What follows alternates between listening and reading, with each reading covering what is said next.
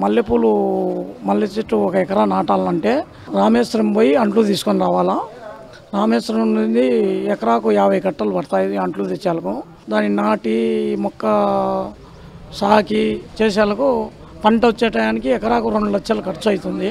2 లక్షలు ఖర్చు అయితే సంవత్సరానికి పంట వస్తాయి. నెలకు ఒకసారి పంట వస్తాయి.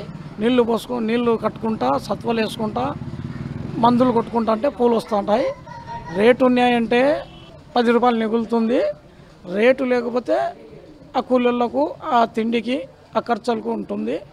దానికేం డోకా ఉండదు. కేవలం లక్షలు రావాలంటే రాదు. కేవలం లేకుండా బతకడానికి ఇబ్బంది లేకుండా బతకచ్చు.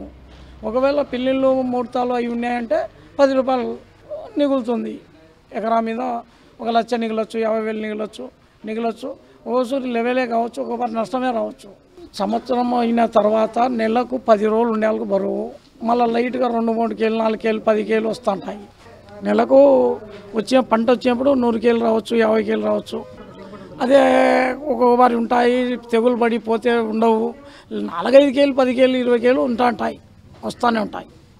5 కేలు 6 కేలు అయ్యేది.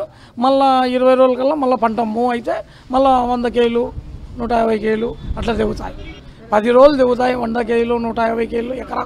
పురుగుతో దెబ్బతింటున్నాం రైతులం. కేవలం పురుగు, ఈ మందులు ఎక్కువ అవుతున్నాయి, ఖర్చులు ఎక్కువ వస్తున్నాయి.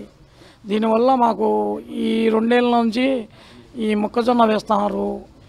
దానివల్ల ఇప్పుడు ఈ 2 ఏళ్ళ నుంచి పెద్దగా ఆదాయాలు లేవు రైతులకు. మల్లెపూలలో కాకడాలలో పంట వస్తే 10 రూపాయలు మిగులుతుంది. మల్లెల్లో పెద్దగా నిగల్లే ఈ 2 ఏళ్ళ నుంచి.